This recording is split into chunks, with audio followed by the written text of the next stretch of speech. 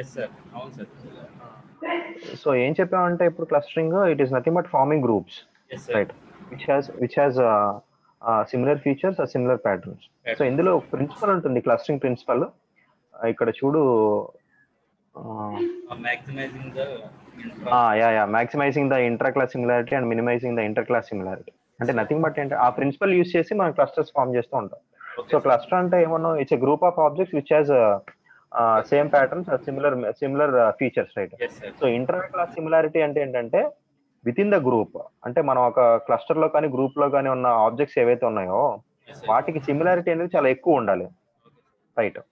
And ఒక group కి ఇంకో గ్రూప్ కి ఆర్ ఒక క్లస్టర్ కి ఇంకో క్లస్టర్ కి సిమిలారిటీ చాలా తక్కువ ఉంటుంది. That is nothing but minimising the inter class similarity అని చెప్పేసి. ఓకే, సో ఇప్పుడు ఈ పైన కనిపిస్తున్న డయాగ్రామ్ ఇది కనిపిస్తుంది కదా, 3 క్లస్టర్స్ ఫామ్ అయి ఉన్నాయి. ఆ రెడ్ కలర్ డాట్స్ అన్ని కూడా ఆబ్జెక్ట్స్, క్లస్టర్ లో ఉన్న ఆబ్జెక్ట్స్. అండ్ ఆ ప్లస్ అనేది ఏమో ఆ క్లస్టర్ యొక్క సెంట్రాయిడ్, రైట్. సో ఇందాక మనం చూసిన ఎగ్జాంపుల్లో, ఆ ప్లేయర్స్ చూసిన ఎగ్జాంపుల్లో, say for example Sachin and Virat ఒక క్లస్టర్ లో ఉంటారు అని చెప్పాం, which has a label batsmen అని చెప్పేసి, రైట్. ఇప్పుడు అందులోకి బూమ్రా అనేవాడు ఎంటర్ అయ్యాడు అనుకో, ఎలాగో మనకు తెలియకుండా, మనం యూజ్ చేసిన అల్గోరిథం సరిగ్గా వర్క్ అవ్వకో లేకపోతే సంథింగ్ ఏవో డిఫరెన్సెస్ వల్ల బూమ్రా అనేవాడు కూడా అందులో ఎంటర్ అయ్యాడు. బట్ కానీ రిమైనింగ్ ప్లేయర్స్ ఎవరైతే ఉన్నారో వాళ్ళకి బూమ్రాకి సిమిలర్ ఫీచర్స్ ఏం లేవు, because those people belongs to batsmen category and Bumrah belongs to bowler category, right. So అలా మన క్లస్టర్ లో ఏమైనా డిసిమిలర్ ఆబ్జెక్ట్స్ ఉంటే కనుక వాటిని ఏమంటాం అంటే అవుట్లయర్స్ అని చెప్పేసి అంటూ ఉంటాం.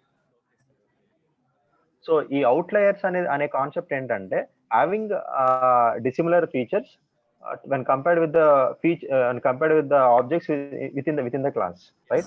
సో ఇది ఎక్కడ యూజ్ చేస్తామంటే ఈ అవుట్లైర్ అనాలిసిస్ అనేది, ఇది కూడా ఒక ఫంక్షనాలిటీ, అవుట్లైర్ అనాలిసిస్ అనేది కూడా. సపోజ్ ఇప్పుడు మనం క్రెడిట్ కార్డ్స్ యూజ్ చేస్తూ ఉంటాం. క్రెడిట్ కార్డ్స్ యూజ్ చేసేటప్పుడు మనం సే ఫర్ ఎగ్జాంపుల్ ప్రతి నెల ఒక 4,000 5,000 యూజ్ చేస్తాం, మళ్ళీ దాన్ని తిరిగి పే చేస్తాం. ఒక రోజు సడన్ గా ఒక 50,000 60,000 యూజ్ చేశారు, రైట్. అంటే ఇప్పటి వరకు మన ట్రాన్సాక్షన్స్ అన్ని చూస్తే కనుక అరౌండ్ 5,000 6,000 ఉన్నాయి. బట్ ఒక transaction which has transaction with worths of 50,000 or 60,000. So అంటే ఏంటి, అప్పుడు మన ప్యాటర్న్ లో లేదు అది. సో అప్పుడు క్రెడిట్ కార్డు ఏం చేస్తారంటే ఐడెంటిఫై చేసి మేబీ సమ్ ఫ్రాడ్ ఏమన్నా జరుగుతుందేమో, లేకపోతే వేరే వాళ్ళు కార్డు యాక్సెస్ చేస్తున్నారేమో అన్నోయింగ్లీ అని చెప్పేసి, సో మనకు కాల్ కానీ లేకపోతే మనకి ఇంటిమేట్ కానీ చేస్తాడు, పలానా ట్రాన్సాక్షన్ జరిగింది, మీరైనా చేసింది కాదా అని చెప్పేసి, టు కన్ఫర్మ్. సో అలాంటి ఫ్రాడ్ డిటెక్షన్ అప్లికేషన్స్ లో ఈ అవుట్లైర్ అనాలిసిస్ అనే దాన్ని యూజ్ చేస్తుంటారు. అంటే డిసిమిలర్ ఐటమ్స్ ని ఐడెంటిఫై చేయడం కోసం, నాట్ రెగ్యులర్ ప్యాటర్న్స్ కాదు. రెగ్యులర్ గా జరుగుతూ ఒకటి ఏదైనా డిసిమిలర్ గా జరిగితే కనుక వాటిని ఐడెంటిఫై చేసే ప్రాసెస్ లో ఈ అవుట్లైర్ అనాలిసిస్ అనే ఫంక్షనాలిటీని యూజ్ చేస్తూ ఉంటారు, రైట్. సో నెక్స్ట్ వచ్చేసి ఎవల్యూషన్ అనాలిసిస్ అని ఉంటుంది మధు. సో ఈ ఎవల్యూషన్ అనాలిసిస్ ఏంటంటే, అంటే టైం ని బట్టి కొంత డేటా వేరీ అవుతూ ఉంటుంది. సపోజ్ స్టాక్స్ తీసుకున్నాం అనుకో, ఒక కంపెనీ ఏదైనా స్టాక్స్, అది లాస్ట్ ఇయర్ ఒకలా ఉండొచ్చు, ఇయర్ ఒకలా ఉండొచ్చు, లేకపోతే ఫస్ట్ క్వార్టర్ లో ఒకలా ఉండొచ్చు, సెకండ్ క్వార్టర్ లో ఒకలా ఉండొచ్చు, అలా వేరీ అవుతూ ఉంటుంది, టైం ని బట్టి వేరీ అవుతూ ఉంటాయి కొన్ని వాల్యూస్. అలా టైం సిరీస్ డేటా ఏదైతే ఉందో, అంటే nothing but whose values are changing based on the time. So వాటిని అనాలిసిస్ చేయడం కోసం మనం ఎవల్యూషన్ అనాలిసిస్ అనే దాన్ని యూజ్ చేస్తూ ఉంటాం, right. And last deviation analysis అని ఉంటుంది. జనరల్ గా మనకి సిలబస్ లో ఉండదు అది. డీవియేషన్ అనాలిసిస్ అంటే ఏంటంటే, సే ఫర్ ఎగ్జాంపుల్ ఈ మంత్ లో సపోజ్ నా స్టోర్ లో ఒక ప్రోడక్ట్ యొక్క సేల్స్ ఇంత అయ్యాయి, సరే ఫర్ ఎగ్జాంపుల్ 10,000 అయినాయి అనుకుందాం.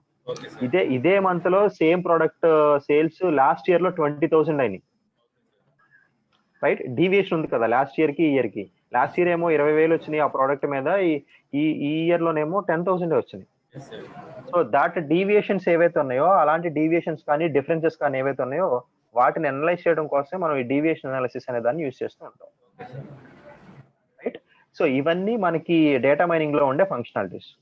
So first one is concept or class description.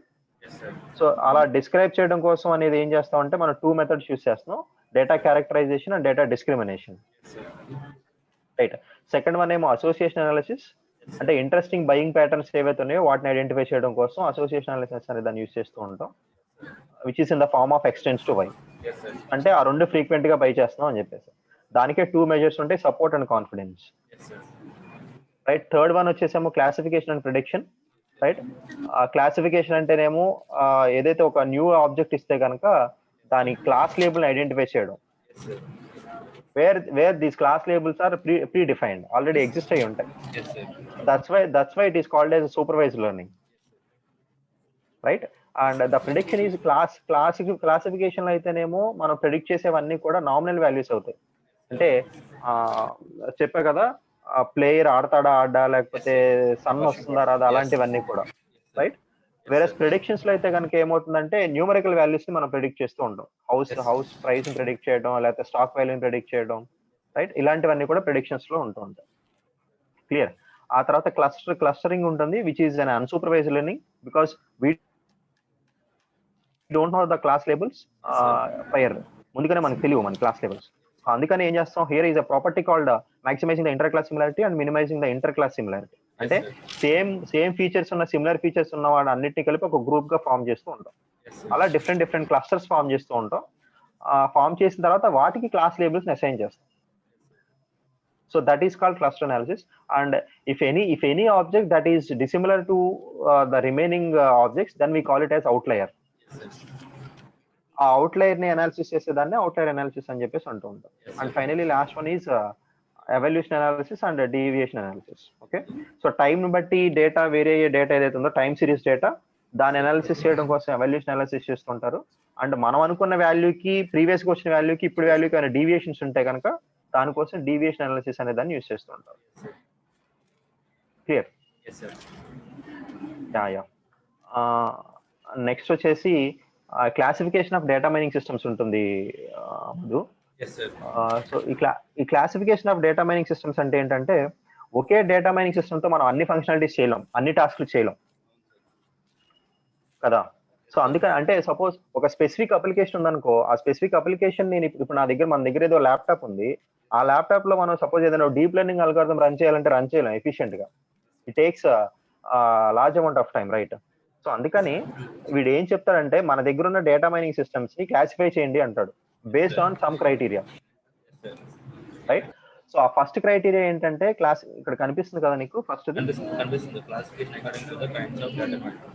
Yeah. So ఎందుకని అంటే, బికాస్ ఫస్ట్ ఈ పాయింట్ చూడు, ఇది ఒక ఇంట్రెస్టింగ్ పాయింట్. ఇది data mining is inter disciplinary field, nothing but the confluence of set of disciplines. అంటే మన ఈ డేటా మైనింగ్ లో we have different kinds of technologies. అంటే మిషన్ లెర్నింగ్ ఉంటుంది, లేకపోతే ఇన్ఫర్మేషన్ సైన్స్ ఉంటుంది, లేకపోతే స్టాటిస్టిక్స్ ఉంటాయి, లేకపోతే డేటాబేస్ సిస్టమ్స్ ఉంటాయి. ఇవన్నీ కలిపే డేటా మైనింగ్, రైట్. సో అందుకే డిఫరెంట్ అప్లికేషన్స్ ఉన్నాయి కాబట్టి, టెక్నాలజీస్ ఉన్నాయి కాబట్టి, we need different kinds of systems. So వాటిని ఎలా కేటగరైజ్ చేస్తామంటే, first category based on kinds of databases mind. అంటే ఏ కైండ్ ఆఫ్ డేటాబేస్ మనం యూజ్ చేస్తాం, రిలేషనల్ డేటాబేస్ యూజ్ చేస్తున్నామా, లేకపోతే డేటా వేర్ హౌసెస్ యూజ్ చేస్తున్నామా, లేకపోతే మల్టీమీడియా డేటాబేసెస్ యూజ్ చేస్తున్నామా, లేకపోతే స్పేషియల్ డేటాబేసెస్ యూజ్ చేస్తున్నామా.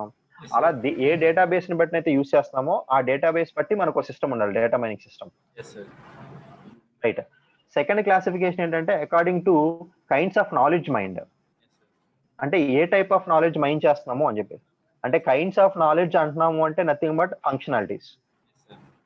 అంటే ఏ ఫంక్షనాలిటీ యూజ్ చేస్తున్నాం, క్లాసిఫికేషన్ యూజ్ చేస్తున్నామా, అసోసియేషన్ యూజ్ చేస్తున్నామా, లేకపోతే క్లస్టరింగ్ యూజ్ చేస్తున్నామా, లేకపోతే అవుట్లైర్ అనాలిసిస్ యూజ్ చేస్తున్నామా. సో ఏ క్లాసిఫికేషన్ ఏ ఫంక్షనాలిటీ యూజ్ చేస్తే ఆ ఫంక్షనాలిటీని బట్టి మనకి different kinds of data mining systems ఉండాలి అని చెప్పేసి, రైట్. అలాగే ఇక్కడ ఫంక్షనాలిటీస్ తో పాటు లెవెల్స్ ఉంటాయి, గ్రాన్యులారిటీ లెవెల్స్ ఆఫ్ అబ్స్ట్రాక్షన్ అని ఉంటుంది. సో లెవెల్స్ ఆఫ్ అబ్స్ట్రాక్షన్ అంటే, నువ్వు కాన్సెప్ట్ హైరార్కీ అనే పాయింట్ చదువుకుంటావు డేటా వేర్ హౌసింగ్ లో.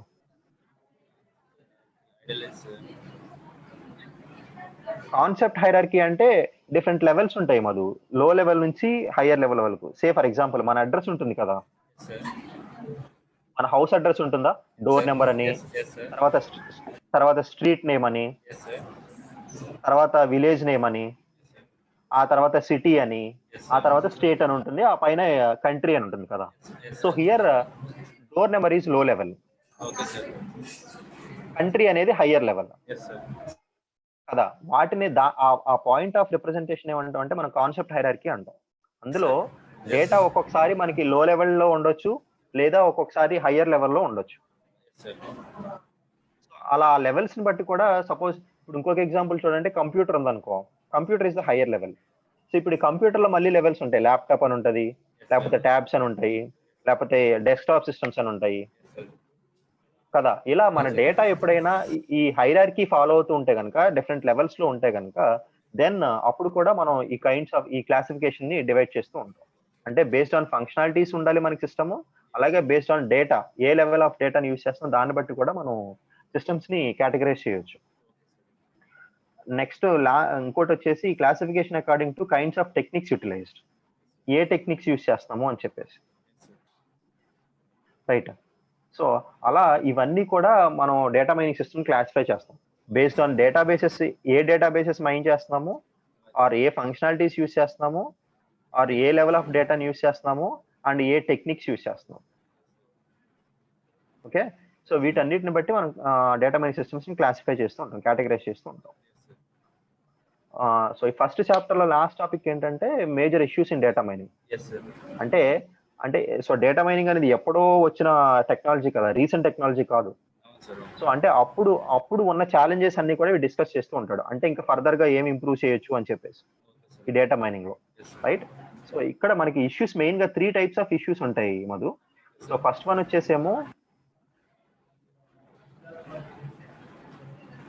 వచ్చేసేమో mining methodology and user interaction issues. Second వచ్చేసేమో పెర్ఫార్మెన్స్ ఇష్యూస్, అండ్ లాస్ట్ వచ్చేసి డైవర్స్ డేటా టైప్ ఇష్యూస్, అంటే different types of databases issues. Okay, so pure theoretical గా ఉంటది ఇదంతా కూడా. ఇప్పటి వరకు మనం ఏమైతే చదివామో వాటినే డిస్కస్ చేస్తూ ఉంటాడు. సో ఫస్ట్ చూడు, mining methodology and user interaction issues. So first topic ఏంటంటే mining different kinds of knowledge in databases.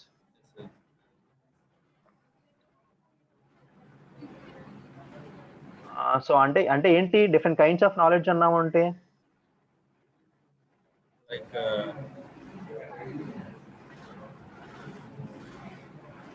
Kinds of knowledge అన్నాము అంటే nothing but functionalities, kind of knowledge. A kind of knowledge, ఇక్కడ ఏంటి kinds of knowledge, kind of knowledge అంటే functionality అని చెప్పేసి, మనం దేన్ని ఎక్స్ట్రాక్ట్ చేయాలనుకుంటున్నాము అని చెప్పేసి, రైట్. సో దానికి సంబంధించి అంత ఎఫిషియెంట్ గా ఉండాలి, బికాస్ ఎందుకంటే ఒక్కొక్క యూజర్ రిక్వైర్మెంట్ వేరువేరుగా ఉంటుంది. ఒకటికి అసోసియేషన్ అనాలిసిస్ కావాలి, ఇంకోటి క్లస్టరింగ్ కావాలి, అలా ఉంటాయి కదా. సో దాన్ని బట్టి different user can be interested in different kinds of knowledge. Data mining should cover A wide spectrum of data analysis and knowledge discovery tasks. అందుకని మన డేటా మైనింగ్ సిస్టమ్ ని అన్ని ఫంక్షనాలిటీస్ ని కవర్ చేసేలాగా ఉండాలి, ఎఫిషియెంట్, రైట్. బికాస్ ఎందుకని ఎప్పుడు మనం అసోసియేషన్ అనాలిసిస్ చేయాలని లేదు, అది ఎప్పుడు క్లాసిఫికేషన్ చేయాలనే లేదు. So it depends upon the situation, it depends upon the task which we take, right. So that is the first issue. Second వచ్చేసి interactive mining of knowledge at multiple levels of abstraction. So అంటే మనం interactive system అనేది ఎప్పుడు కూడా, data mining system అనేది కూడా ఎప్పుడు interactive గా ఉండాలి యూజర్ కి. ఎందుకంటే మనం దేని గురించి సెర్చ్ చేస్తున్నాం ఒక్కొక్కసారి మనకు ఐడియా లేకపోవచ్చు, ర్యాండమ్ గా అలా మనం సెర్చ్ చేస్తూ ఉండొచ్చు కదా. సో అలా యూజర్స్ నుంచి కరెక్ట్ ఇన్పుట్స్ తీసుకోవడం కోసం మన డేటా మైనింగ్ సిస్టమ్స్ ఎప్పుడూ కూడా ఇంటరాక్టివ్ గా ఉండాలి. Okay, and next one is incorporation of background knowledge. ఇది ఎక్కడైనా విన్నామా మనం బ్యాక్గ్రౌండ్ నాలెడ్జ్ అనేది? డేటా మైనింగ్ ఆర్కిటెక్చర్ చెప్పేటప్పుడు నాలెడ్జ్ బేస్ ఉంటుందని చెప్పాను. ఆ నాలెడ్జ్ బేస్ లోనే ఏం చేస్తాం అంటే మనం ఈ బ్యాక్గ్రౌండ్ నాలెడ్జ్ ని సేవ్ చేస్తాం అనమాట. అంటే ఏంటి, సిమిలర్ టాస్క్ ప్రీవియస్ లో మనం ఏదైనా ఎగ్జిక్యూట్ చేస్తే కనుక దానికి సంబంధించిన డొమైన్ నాలెడ్జ్, అంటే దానికి సంబంధించిన డేటా కానివ్వు, లేకపోతే అప్పుడు ఏం కన్స్ట్రెంట్స్ యూస్ చేసామని కానివ్వు, లేకపోతే అప్పుడు ఎలా సెర్చ్ చేసామని కానివ్వు, అలా నాలెడ్జ్ అంతా కూడా నాలెడ్జ్ బేస్ లో స్టోర్ చేస్తూ ఉంటాం. అది ఉండడం వల్ల ఏమవుతుందంటే ఇప్పుడు ఈ టాస్క్ చేయడం ఈజీ అవుతుంది, because we know how to search, we know how to execute, and we know how to or how can we take the constraints. Okay, so అందుకని ఆ బ్యాక్గ్రౌండ్ నాలెడ్జ్ సేవ్ చేసి ఉంచుకోండి అని చెప్పేసి చెప్తాడు. నెక్స్ట్ వన్ వచ్చేసి data mining query language అని చెప్పేసి ఉంటుంది. అంటే ఇప్పుడు మనం రిలేషనల్ డేటాబేసెస్ యూస్ చేస్తే SQL లాంగ్వేజ్ యూస్ చేస్తాం, structured query language, right. So to retrieve the data. So అలానే ఇక్కడ కూడా ఏంటంటే ఒక DMQL అనే ఒక హై లెవెల్ లాంగ్వేజ్ ఉంటే కనుక, so we can fetch the data from existing data అని చెప్పేసి అని ఉంటుంది, రైట్. అండ్ ఇంకోటి ఏమో presentation and visualization data mining results. So after getting the results, అంటే ఈ పాయింట్ నీకు ఈజీగానే అర్థమవుతుంది. అవును మనం ఎప్పుడైతే డేటా మైనింగ్ టాస్క్ పెర్ఫామ్ చేసిన తర్వాత మనకి రిజల్ట్స్ వచ్చిన తర్వాత we need to present those results to the user. ఎవడైతే ఆ డేటా మైనింగ్ టాస్క్ చేస్తున్నాడో వాడికి మనం ప్రెజెంట్ చేయాలి మన సిస్టమ్. సో దానికోసమే మనకి ఎఫిషియంట్ విజువలైజేషన్ టెక్నిక్స్ కావాలి. అంటే ఈజీగా చూడగానే అర్థం అవ్వాలి. దాని నుంచి వాడు చేసిన టాస్క్ రిజల్ట్ వచ్చిందా లేదని వాడికి తెలియాలి కదా. సో అలాంటి విజువలైజేషన్ టెక్నిక్స్ అన్ని కూడా అవైలబుల్ గా ఉండాలి అని చెప్తున్నాడు మన సిస్టమ్ లో, right. And next one is handling outlier and incomplete data. So outlier అంటే ఏం చెప్పాము?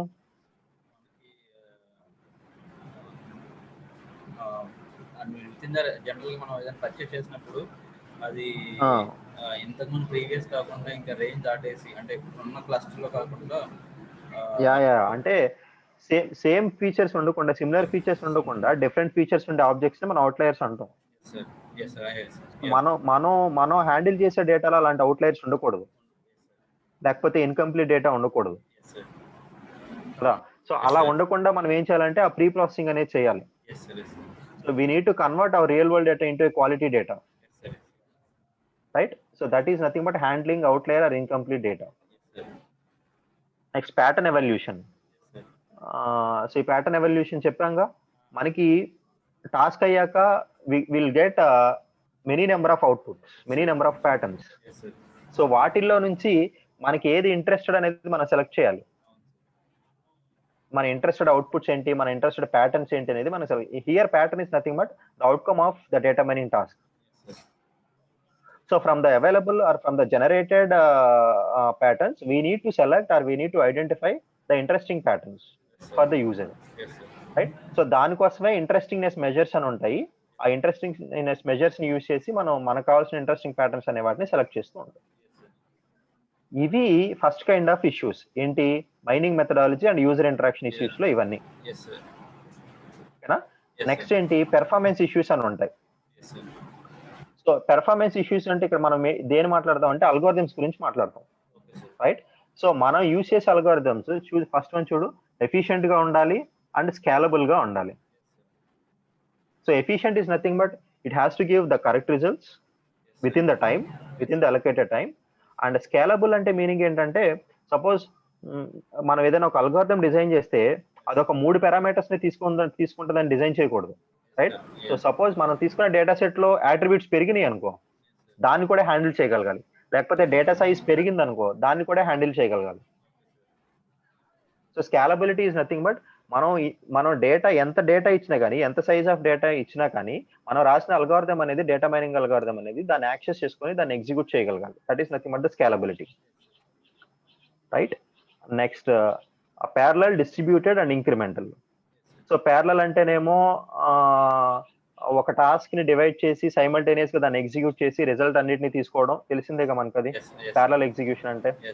మనం ఏదైతే టాస్క్ ని ఎగ్జిక్యూట్ చేస్తాం అనుకుంటున్నామో దాన్ని ఏం చేస్తాం అంటే సబ్ పార్టీషన్స్ కింద డివైడ్ చేస్తాం. డివైడ్ చేసి ఎట్ ఏ టైం అన్నిటిని ఎగ్జిక్యూట్ చేస్తాం, సో దట్ రిజల్ట్స్ అన్నిటిని తీసుకుంటాం మళ్ళీ బ్యాక్.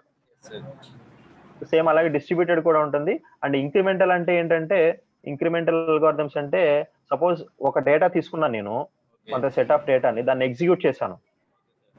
ఇప్పుడు సేమ్ అదే డేటా సెట్ కి నేను కొంత న్యూ డేటా ఇన్సర్ట్ చేశాను, రైట్. సో ఇప్పుడు మళ్ళీ ఫ్రమ్ ది స్క్రాచ్, అంటే జీరో నుంచి మళ్ళీ దాన్ని అనలైజ్ చేయకుండా, ఇంతకు ముందర ఎక్కడి వరకు అయితే అనలైజ్ చేసి ఆపేసానో అక్కడ నుంచి కంటిన్యూ అవ్వాలి. అంటే మళ్ళీ రెండోసారి ప్రీవియస్ డేటా మొత్తాన్ని మళ్ళీ ఎగ్జిక్యూట్ చేయకుండా, ఎక్కడి వరకు అయితే నేను ఎగ్జిక్యూట్ చేసి ఆపేసానో అక్కడ నుంచి మళ్ళీ ఎగ్జిక్యూట్ చేస్తే దాన్నే ఇంక్రిమెంటల్ అల్గోరిథమ్స్ అని చెప్పేసి అంటూ ఉంటారు. మన అల్గోరిథమ్స్ అన్ని కూడా అలా ఉండాలి, ప్యారలల్ గా ఉండాలి, డిస్ట్రిబ్యూటెడ్ గా ఉండాలి అండ్ ఇంక్రిమెంటల్ గా ఉండాలి. అండ్ లాస్ట్ ఏంటంటే issues relating to diversity of databases. Diversity of databases అంటే ఏంటంటే, మనం ఆల్రెడీ చదివాం, మన డేటా అనేది డిఫరెంట్ ప్లేసెస్ లో స్టోర్ అయి ఉండొచ్చు అండ్ ఆ డిఫరెంట్ రిపోజిటరీస్ ఏమైనా ఉండొచ్చు. రిలేషనల్ అవ్వచ్చు, డేటా వేర్ హౌసెస్ అవ్వచ్చు, లేకపోతే స్పేషియల్ అవ్వచ్చు, మల్టీమీడియా అవ్వచ్చు కదా. సో ఆ కాంప్లెక్స్ టైప్స్ ఆఫ్ డేటా ఏదైనా ఉంటే కనుక, టెంపోరల్ డేటా కానీ, టైమ్ సిరీస్ డేటా కానీ, ట్రాన్సాక్షన్ డేటా కానీ, వాటన్నిటిని హ్యాండిల్ చేయాలి, right. And the last one is mining information from heterogeneous databases and global information systems. అంటే హెట్రోజీనియస్ డేటాబేసెస్ అంటే having databases in different places, right. అలా different places లో మనకి databases ఉంటే కనుక వాటన్నిటి దగ్గర నుంచి డేటాను తీసుకొని ఇంటిగ్రేట్ చేసి వాటి మీద అనాలిసిస్ చేయాలి అని చెప్పేసి. Okay sir. ఓకేనా? సో yes, ఇవన్నీ కూడా issues in data mining. Data వీటినే ఛాలెంజెస్ అని కూడా అంటుంటారు. వీటన్నిటిని ఇంప్రూవ్ చేస్తే గనక ఇంకా ఫర్దర్ గా ఎఫిషియెంట్ గా డేటా మైనింగ్ టెక్నాలజీ అనేది ఎవాల్వ్ అవుతుంది అని చెప్పేసి అప్పట్లో వాళ్ళ ఇది. yes, బట్ ఇప్పటికి డేటా మైనింగ్ కంప్లీట్ గా ఎవాల్వ్ అయింది, చాలా అడ్వాన్స్ వచ్చేసాయి కదా. yes, sir. యా ఇది first chapter. Yes, sir. Madhu, Yes, sir. ఏమైనా డౌట్స్ ఉంటే ఒకసారి అడుగు, ఒకసారి రీకలెక్ట్ చేసుకోండి. లేదు సార్, నెక్స్ట్ కంటిన్యూ చేస్తాం. కంటిన్యూ చేద్దాం next. Continue. Yeah, association analysis చూద్దాము. వీటిల్లో మీరు క్లాస్ రూమ్ లో ఏమైనా ప్రాబ్లమ్స్ సాల్వ్ చేశారా? లేదు సార్. ఏం సాల్వ్ చేయలేదా? లేదు సార్. పోనీ అసలు అట్లీస్ట్ ఈ సిలబస్ ఏం కవర్ చేశారో ఏమైనా ఐడియా ఉందా నీకు? యాక్చువల్గా ఏంటంటే సార్, అవుట్లైన్ ఇచ్చారు సార్ అంతే. ఇప్పుడు అసోసియేషన్ ఉంది, మీరు అన్నట్టు మార్కెట్ బేసిస్ అనాలిసిస్ అని చూడండి సార్. ఇన్ కేసు ఒక కస్టమర్ బ్రెడ్ మిల్క్ తీసుకుంటే రిలేటెడ్గా ఏం ఐటమ్స్ తీసుకుంటారు, లేకపోతే 2 ఐటమ్స్ ఏమైనా తీసుకుంటే దాని రిలేటెడ్ ఐటమ్స్ ఏమైనా తీసుకుంటే ఇలాగా జస్ట్ బ్రీఫ్ ఇంట్రడక్షన్ ఇచ్చాను సార్ అంతే. మరి రేపు ఎగ్జామ్ లో మరి ప్రాబ్లమ్స్ ఏం అడగరా అందులో?